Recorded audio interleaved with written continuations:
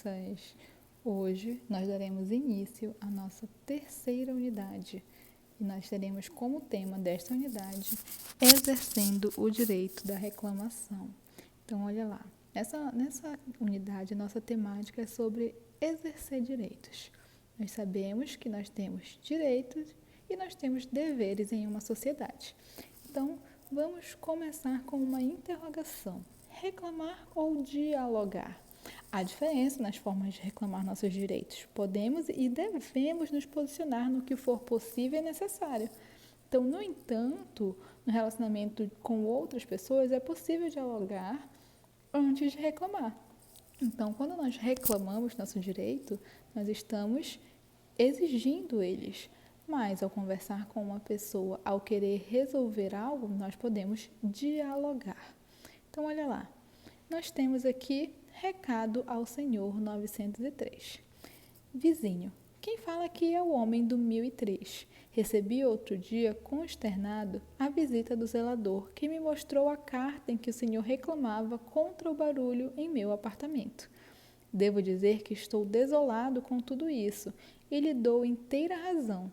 Quem trabalha o dia inteiro tem direito a repouso noturno e é impossível repousar no 903 quando há vozes, passos e músicas no 1003. Ou melhor, é impossível ao 903 dormir quando o 1003 se agita, pois, como não sei o seu nome, nem o senhor sabe o meu, ficamos reduzidos a ser dois números empilhados entre dezenas de outros. Peço-lhe desculpas e prometo silêncio, mas que seja permitido sonhar com outra vida e outro mundo em que um homem batesse à porta do outro e dissesse: vizinho, são 3 horas da manhã e ouvi música na tua casa. Aqui estou. E o outro respondesse: entra, vizinho, e come do meu pão e bebe do meu vinho.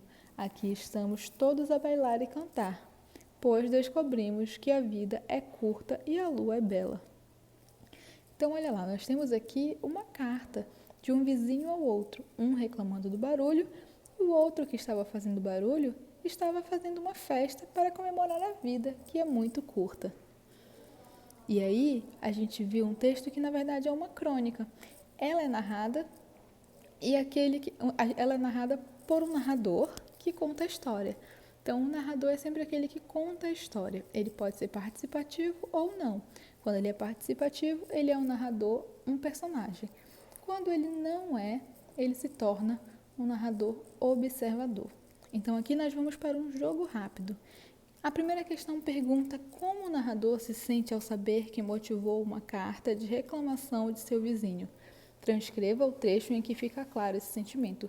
Em que momento que esse personagem, esse narrador, percebe que ele causou ao vizinho ter que escrever uma carta? Você vai escrever aqui. A segunda, por que o narrador chama a si mesmo de 1003 e o vizinho de 903? Esses números referem-se a quê?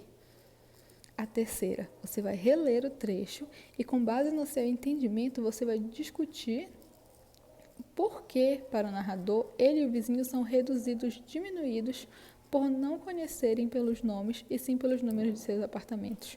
Por que vocês acham que eles se tornam diminuídos a números? Em que momento? A quarta questão. Como o narrador gostaria que o vizinho tivesse agido ao ouvir a música que o incomodou? Como você acha que ele queria que o vizinho fizesse ao ouvir a música? A quinta questão. Como o texto lido apresenta certa semelhança com uma carta, pois o narrador recorre a esse gênero para falar do ocorrido, você vai assinalar as alternativas que correspondem aos elementos que aparecem na carta. Na crônica, recado ao senhor 903. Ora, aparece local e data? Aparece saudação inicial? Aparece o desenvolvimento? Aparece uma assinatura? Aqueles que aparecerem você vai assinalar com o X. E aí nós temos um desafio que permite você reler esse trecho que diz: mas que seja permitido sonhar com outra vida e outro mundo. E aí a gente tem uma pergunta: que outro mundo seria esse que o narrador sonha? E qual o mundo em que você sonha? Essa resposta você vai dar para a gente. E aí a gente tem agora a questão do direito a reclamar. Diz assim: você já incentivou alguém a ler um livro? A leitura é uma prática muito importante. Quando lemos um livro, temos a oportunidade de viajar sem sair do lugar e de conhecer personagens e ambientes que podem se tornar a nossa vida muito mais divertida e emocionante. Por isso, que tal emprestar um livro para um colega da sua sala de aula? Bem, como nós não podemos chegar a emprestar um livro para o colega nesse momento de pandemia, eu gostaria que você me respondesse. Você já leu algum livro? Você gosta de um livro em específico? Você já conversou com seus responsáveis sobre algum livro que vocês já leram? E aí, quando você escolhe o livro que tem na sua casa, que você gosta muito, você conta qual é esse livro, o que você aprendeu com ele. Todo livro passa uma mensagem. Qual foi a mensagem que esse livro passou para você? Caso você não tenha nenhum livro, você pode ver algum que você já viu na internet, viu em algum vídeo e que gostaria de ler. Então você conta qual é a temática que lhe interessa. Bem, direito de reclamar. No texto do Rubem Braga, Recado ao Senhor 903, o narrador fala sobre uma carta de reclamação do vizinho a respeito do barulho no seu apartamento. Ficou curioso para saber o que é uma carta de reclamação? Como o próprio nome indica, é uma possibilidade de manifestação de um desencadeamento. A seguir, há um texto desse tipo e você vai ler para conhecer a estrutura desse gênero textual. Observe a forma como o remetente torna pública a sua reclamação por meio do jornal da sua cidade. Então, olha lá, a gente vai ver aqui uma carta pública, uma carta de reclamação, para que todos vejam essa reclamação. Ele inicia assim: represento a Associação de Moradores e procuro este jornal para demonstrar nossa revolta pelo descaso das autoridades e empresas instaladas principalmente no centro. Mais recentemente, tivemos a inauguração de uma loja de calçados em que o desrespeito às pessoas que moram no centro foi total. No dia da inauguração, mais ou menos 5 horas da manhã, já estava um locutor falando ao microfone, fazendo propaganda da loja. Mas isto ainda não era o pior, pois estava para vir mais ou menos 6h15, o foguetório, que durou algo próximo a 10 minutos. Não estamos sendo chatos e nem queremos tirar a liberdade de ninguém de trabalhar. Gostaríamos que as autoridades fizessem alguma coisa. Olha lá a situação. Uma loja foi inaugurada e com ela locutor, fogos, tudo isso às 5 da manhã.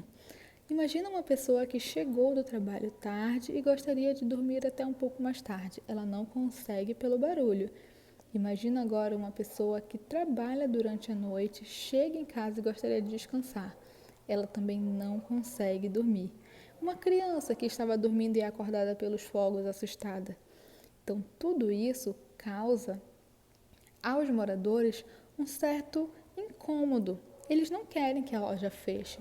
Eles querem que a loja obedeça alguns horários, em relação a isso. E eles pedem ajudas à autoridade.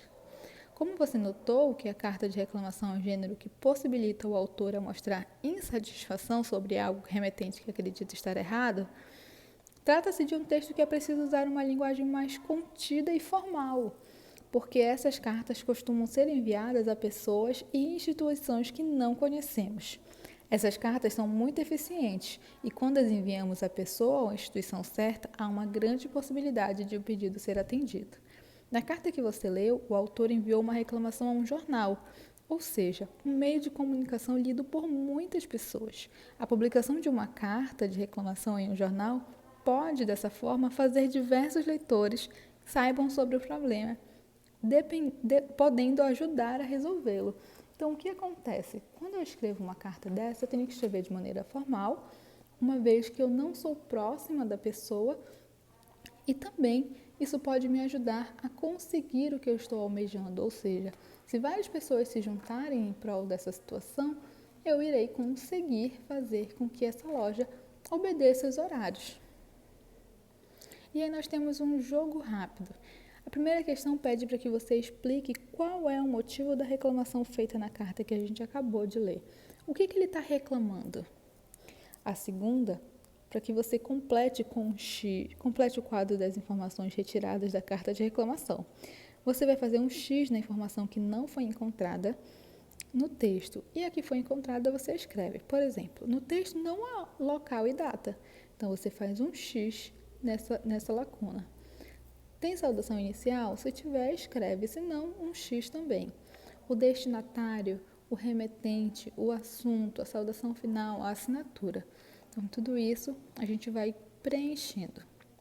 Já a terceira questão diz que em uma carta de reclamação, a forma como o remetente expõe a reivindicação é muito importante. Então, como é que o autor inicia essa carta? De que maneira que ele vai começar a expor? Tudo bem? Então, essas perguntas são em relação ao nosso texto. Agora nós vamos partir para um momento de ortografia, e essa ortografia é de dígrafos. Lembra que nós já estudamos o dígrafo lá no terceiro ano? E diz assim, nós vamos estudar dígrafos com SC, S cedilha e XC. Para fazer uma reivindicação, é preciso de que a gente use bons termos, pois a carta de reclamação é um gênero textual ligado à argumentação. Então, olha lá, você sabe argumentar? Quando você quer argumentar com a sua mãe, por exemplo, para assistir TV, e aí você começa a argumentar com ela várias situações. Você consegue fazer isso? Argumentar é tentar convencer alguém em relação a alguma coisa. Então, argumentar é usar algumas informações a seu favor para conseguir algo. As cartas de reclamação a seguir foram escritas por jovens para um projeto de cidadania em uma escola de São Paulo e foram enviadas a um jornal. O tema é o cuidado com o lixo em uma região. Leia as cartas e veja se os remetentes convenceram a respeito do pedido feito. Então, olha lá, diz assim: sou morador do bairro Atílio Silvano e existe muito lixo acumulado pelos moradores. Peço que os senhores coloquem latões, pois o lixo fica exposto, causando mau cheiro e animais acabam tendo acesso ao lixo que se encontra na rua, deixando tudo espalhado. Obrigado pela atenção. Espero que atenda ao meu pedido. Em seguida, nós temos outra que diz assim: Wendel, eu e meus colegas da rua estamos sofrendo com a falta de container no bairro do Jardim São Mateus. A falta de container faz com que acumule muito lixo na rua e que fique tudo espalhado. Alguns vândalos estão colocando fogo no lixo que se encontra pelas ruas. Gostaríamos que houvesse mais coleta e que disponibilizassem latões para o nosso bairro. Obrigado pela atenção. Khadija. Então, olha lá. Essas cartas de reclamação, como eu falei a vocês, elas reivindicam uma situação, reivindicam algo. Neste caso, eles estão reivindicando a coleta de lixo. E o nosso desafio diz assim: 1. Os remetentes conseguiram convencê-lo de que estão certos? Por quê? 2. Você acha que são reclamações justas? Você acha que, quando a gente reivindica uma relação de lixo público, isso é justo? Qual o seu ponto de vista?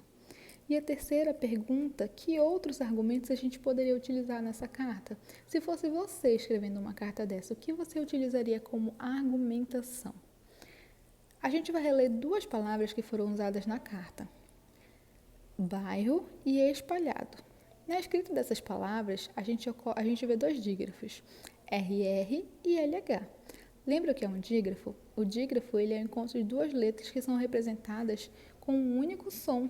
Então, olha lá, RR, quando eu falo carro, eu tenho apenas um som, mesmo que sejam duas letras. Quando eu falo espalhado, eu tenho apenas um som, mesmo que seja o LH. E aí a gente vai ler em voz alta alguma dessas palavras. Nós temos exceto, descer e cresço. Agora você vai responder para mim quais são os dígrafos encontrados em cada uma dessas palavras. E depois você vai dizer que entre esses dígrafos representam o mesmo som ou som diferente. Quando eu falo exceto, descer e cresço, eu tenho o mesmo som ou eu tenho som diferente? Dessa forma, a gente vai poder concluir que quando a gente pronuncia o XC, SC e S cedilha, a gente acaba tendo o mesmo som do S, como em passado. Então, olha as palavras: passado, excelência, descendo e cresço. Todas as palavras com esses dígrafos têm o mesmo som, o som de S. E a gente tem um jogo rápido que pede para que a gente separe as palavras a seguir, atentando aos dígrafos estudados. Então, vamos separar em primeiro momento todas essas palavras. Como é que eu separo o decrescente? Decrescente. Então, eu tenho aqui 4 sílabas. E é isso que eu vou fazer nas outras palavras, separá-las em sílabas. Em um segundo momento, na segunda questão, a gente vai preencher as lacunas com o dígrafo adequado. Olha lá, exceto, eu escrevo com XC, SC ou S cedilha. Você vai completar todas essas palavras.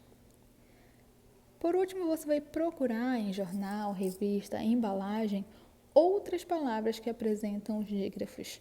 Então, você vai ver e recortar e colar nesse espaço branco palavras que tenham SC, S cedilha, XC. Tudo bem? Nós esperaremos você colar aqui a sua atividade. É uma atividade de recorte e cole, onde você vai achar essas palavras. E aí a gente tem um dicionário, né? Explicando o que é a palavra excerto, que é uma parte retirada de uma obra, um excerto. E aí a gente tem a primeira questão que diz assim: verifique nas frases a seguir em quais alternativas as lacunas poderiam ser preenchidas pelo termo excerto. Então, olha lá. Ontem li um excerto de uma obra muito famosa. Isso é uma parte de uma obra? Se for, você acrescenta o X. Comi o excerto de um bolo de chocolate de manhã. Um pedaço de um bolo de chocolate é uma parte retirada de uma obra? E depois nós temos: aquele excerto da carta estava muito difícil de ler. Isso é uma parte de uma obra? Aqueles que forem parte de uma obra, como diz o dicionário, será feito um X. Aquele que não é, você não coloca um X. Em seguida, você vai escrever uma frase utilizando essa palavra, excerto.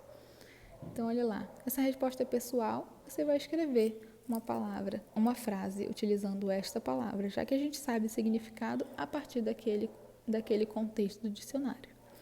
Na terceira, você vai conhecer mais uma palavra que apresenta um dígrafo e a sua definição. Nós temos a palavra disciplina. Essa palavra quer dizer um conjunto de leis ou ordens que reagem a certas coletividades, e também uma obediência a um conjunto de regras explícitas ou implícitas. Manter a disciplina. A frase que exemplifica a segunda definição é qual? Minha disciplina preferida é matemática, ou os alunos devem ter disciplina na sala de aula. Qual dessas representa a segunda opção? E a letra B. Indique um sinônimo para a palavra disciplina na frase em que não foi marcada na questão anterior. Você vai me dizer um sinônimo para essa palavra. Por último, nós chegamos aqui na nossa hora da leitura. Neste momento, você vai ler o texto Prato demorou ou veio com bicho? Você vai fazer a leitura deste texto e responder essas 2 questõezinhas de interpretação. Bem, essa leitura fica por parte de vocês. Vocês irão ler em voz alta, de preferência para exercitar sua leitura. Tudo bem? Então, a nossa aula finaliza por aqui na página 59. Eu conto com a colaboração de vocês para o retorno das atividades via plataforma Plural. Beijinhos e até a próxima aula. Qualquer dúvida, só manda mensagem que estou à disposição.